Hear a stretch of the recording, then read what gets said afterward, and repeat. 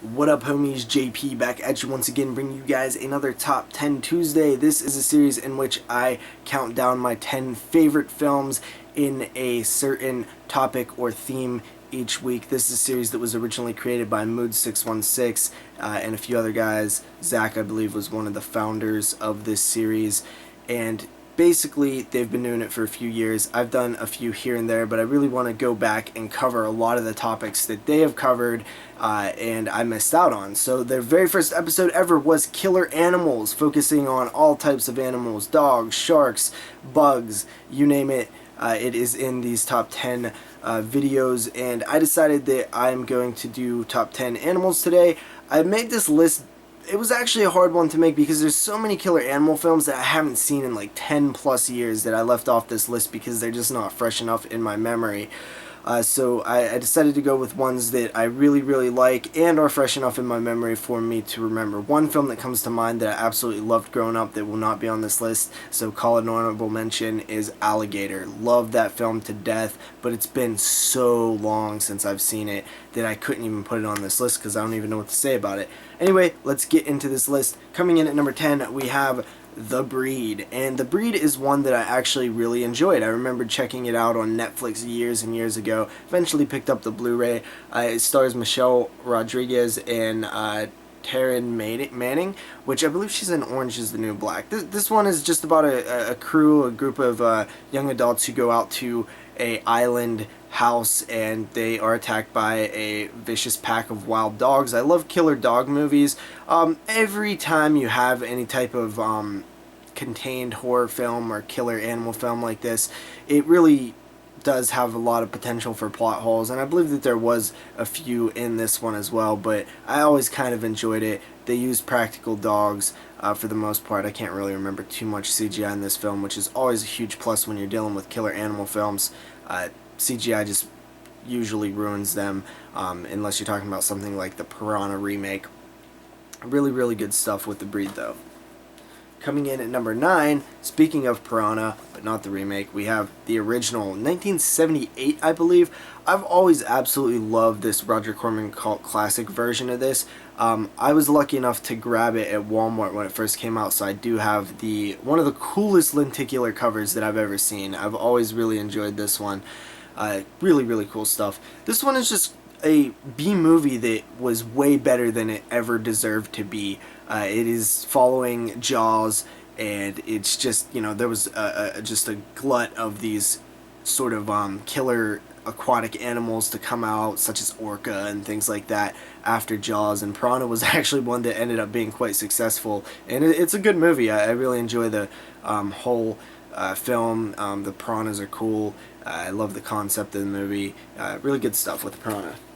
Coming in at number 8, we have Anaconda, and Anaconda is one that I remember checking out when it first came out. I've always been a pretty decent fan of Ice Cube and both his music career and his acting career, believe it or not. And this was a cool, pretty cool film. Jennifer Lopez. There's a little bit of CGI in it, but when it came out, I thought it was really neat. I love the setting, the Amazon River, this giant snake.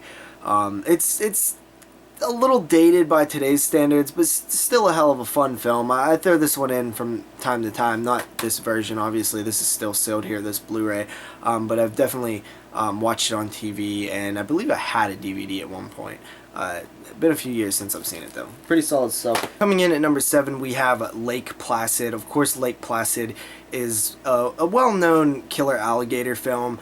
It's one that I actually really enjoyed when it came out. I remember catching it on pay-per-view, and I watched it about 4 or 5 times in that night because I believe that was when you got it for a 24-hour period.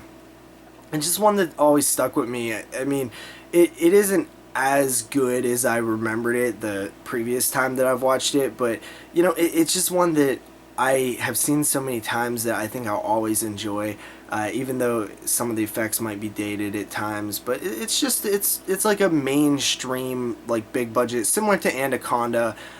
Funny that they paired those two franchises eventually. The Sci-Fi Channel did with Lake Placid versus Anaconda, which is in running for one of the worst titles ever, next to The Last Exorcism 2. You know, so it's similar in style to Anaconda in terms of like sort of big budget Hollywood style, but I've always liked it. Lake Placid's pretty fun.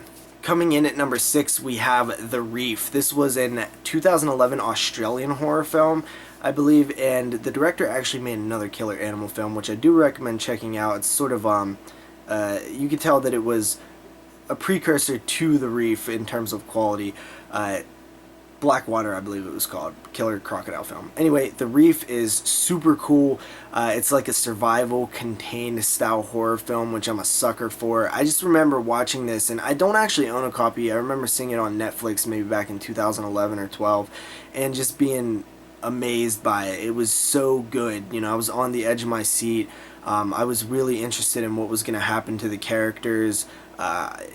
I barely get that feel anymore from film, and anytime I do, I always remember it. So The Reef coming in at number 6. Breaking into the top 5, we have the Stephen King classic Cujo. Now, Cujo is a film that I have said in the past that I'm not the biggest fan of, and I kind of retract that statement a little bit because I do love the film. But I love the first memory of watching the film. I have watched it previously since then, and it's always sort of not had the same impact. The first time you see this film, it's so intense, and you're on the edge of your seat, and it's exciting, and you care so much about what's going on that it's hard for that feeling to be replicated in future watches after the first time. And it never has been. I find it slow and the kid a little bit annoying in any watch that I've tried since the first watch. And it kind of is just one of those films that's one of those rare films where it's just one and done. You never need to see it again.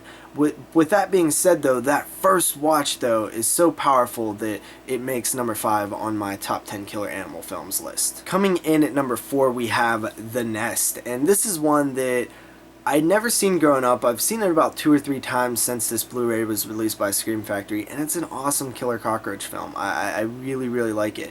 It's probably the best killer cockroach film out there. I know that's probably not saying much, but there's another cool one called Bug out there that I actually forgot about when I made this list, but it probably wouldn't have made it anyway, even though it was pretty close. The Nest is really cool, an island infested by killer cockroaches, plenty of gore and guts and blood and stuff. Good stuff. Love The Nest. Breaking into the top 3, we have Ticks. This Blu-ray is now out of print. I feel sorry for those of you who missed it because this film is such a blast. It stars, I actually don't know the actor's name, but he played Carlton on The Fresh Prince of Bel-Air, but he plays a tough street kid in this film, and it is hilarious. His name's Panic because he never does. One of the best lines in the film. I grew up watching this one. It always aired on the Sci-Fi Channel. I loved it. Could not wait for it to be put on Blu-ray. It finally was released on Blu-ray, and I purchased it from Olive Films, and it's since gone out of print. It's just such a fun movie. The gore is great. I love the concept. There's a Clint Howard cameo in it. Just such a blast. If you haven't seen this film, find a way to see it. It's awesome. Coming in at number 2, we have Mosquito. I love this film. A lot of people have wanted it on Blu-ray for a long time, and it finally got its Blu-ray released by Synapse. I picked it up immediately. I've actually still not watched it. I just have not had the time. And plus I was supposed to cover it on a future podcast, so I've kind of been saving it till then. It's a movie that I've seen many times. I've actually talked about it on 22 Shots of Moods and Horror before.